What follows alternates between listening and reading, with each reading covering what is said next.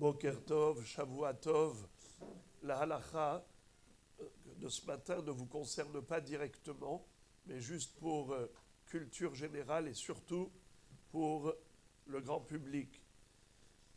Il y a malheureusement très souvent des tentatives du monde réformiste, libéral, de changer la Torah, c'est-à-dire de moderniser quelque part la religion comme si elle était archaïque et primitive et qu'il fallait en effet introduire des changements.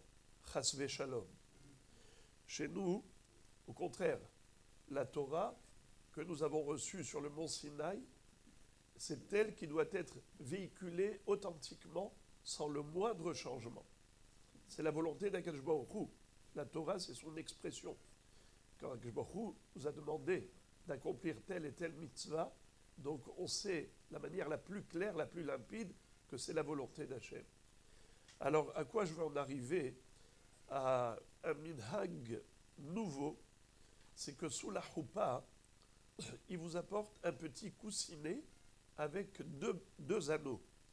Pour la bague d'alliance, la tabarat des kiddushin, on vous apporte sous la choupa deux bagues. Qu'est-ce que c'est que ces deux bagues? Eh bien, l'une, c'est celle que le hatan va donner à la kala, et l'autre, c'est la kala qui va transmettre au hatan. Alors, Baruch Hashem, à chaque fois que j'en ai eu l'occasion, je leur ai dit, vous gardez la grande bague, parce qu'en général, le doigt du hatan est plus gros que celui de la kala. Je dis, la grande, mademoiselle, vous allez la garder maintenant dans votre sac, et ce soir à la maison, Be'ezrat Hashem, vous l'offrirez au hatan. Mais il n'est pas question qu'il y ait un échange. Lui, il lui dit, Hare'at mekudeshet li betabarat zo kedat Moshe ve Israël, pour la consacrer, et elle aussi lui dit, voilà, tiens la bague, soit elle lui dit, soit elle lui dit pas, Hare'ata mekudash li. Alors, en fait, quel est le risque? Quel est le problème? C'est que la notion des kiddushin, c'est quoi? C'est que la femme est consacrée à l'homme. Elle devient mekudeshet. C'est la traduction du mot mekudeshet. Il y a sanctifié et consacré. Et la Gemara, d'ailleurs, s'appelle kiddushin, Masechet kiddushin. Ha'ish mekadesh bo ubishluho.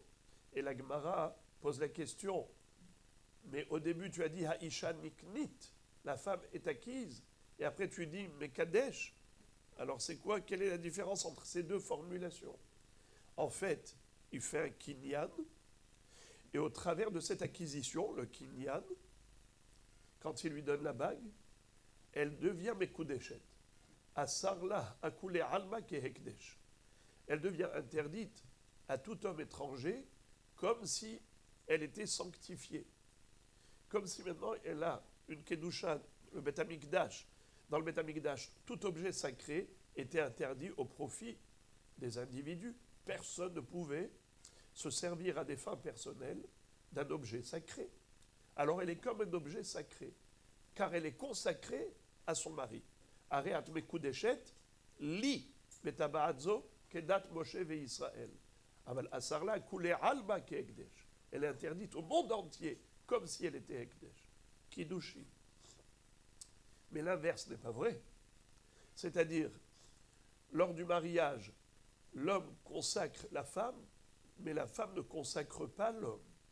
Car l'homme, selon la Torah, je vais dire, dans la théorie, il aurait pu se marier avec une deuxième femme. La bigamie n'est pas interdite selon la Torah, la polygamie non plus. S'il se marie, Kedat Moshe ve Israël, il peut épouser plusieurs femmes. C'est vrai que Rabbeinu Gershom, Meor HaGola, est arrivé il y a un peu plus de 1000 ans. Il est arrivé, il est venu, il a fait une takana, que non, il ne faut pas épouser une deuxième femme. Et en effet, c'est ce que vous retrouvez dans la Ketouba, en Eretz Israël. En France, il n'y a pas ça dans la Ketouba, mais ici, c'est stipulé clairement. Lo issa isha acheret alea. Il s'interdit formellement. C'est un engagement. Mais tout cela, c'est pas Minatora. Donc il n'y a pas une notion de Kiddushin bilatéral. Donc avec l'anneau, l'alliance, c'est ce qu'on appelle Shavé Kesef, c'est un objet qui a une valeur d'une prouta, car on peut être Mekadesh soit avec de l'argent, soit avec un objet qui a une valeur d'argent, Shavé prouta. Et c'est comme ça qu'il fait les Kiddushin, la consécration. Mais ça va que dans un sens, c'est l'homme qui est Mekadesh la femme, et non pas que la femme est Mekadeshet l'homme, en aucun cas. Et le Rav Moshe Feinstein dit cette chose-là, et j'étais très content d'avoir eu toujours cette réaction, même sans avoir lu le Rav Moshe, le Igrot Moshe. J'ai dû une fois carrément renoncer à un mariage, on m'a demandé de célébrer, et quand j'ai exigé cela, comme malheureusement c'était des gens qui venaient d'un horizon, des Israéliens, mais d'un horizon très lointain, très loin de la Torah et les mitzvot, malheureusement ce n'est pas de leur faute, ils ont grandi comme ça dans une atmosphère de laïcité absolument totale. Alors, qu'est-ce que vous voulez qu'ils comprennent quand je leur ai dit que moi je ne peux pas accepter sous la choupa de faire cet échange, alors ils m'ont dit non. Ça veut dire que ils y tiennent. Mais en général, et ça c'est aujourd'hui répandu, je veux dire à 90%, quand vous allez, si ce n'est pas des gens très très religieux, eh bien vous avez toujours ces deux bagues, ces deux anneaux. Et bien au Hachem, ils acceptent toujours ce conseil d'attendre quand ils se retrouveront dans l'intimité, qu'ils s'offrent. Mais il ne faut pas que ce soit public, parce qu'il ne faut surtout pas dénaturer les notions juives, qu'on sache clairement quelle est la halakha. Après, tu as envie de t'amuser, tu fais ce que tu veux. C'est du folklore. Mais il ne faut pas décolorer la halakha. Il faut qu'on sache que les kiddushin, c'est uniquement hare at mekudeshet li et non pas hare ata mekudash li. Voilà combien, dans cette génération où c'est la mondialisation, tout est vulgarisé et chacun apprend de l'autre et chacun veut imiter l'autre, alors on pourrait, chasvé shalom, perdre des plumes. Eh bien non, on doit toujours être les anges gardiens de la Torah, et Baruch Hashem, c'est grâce à elle que nous existons jusqu'à présent et qu'on a traversé des millénaires d'exil, et Am Israël, Hay Ad Biat Mashiach Tzidkenu.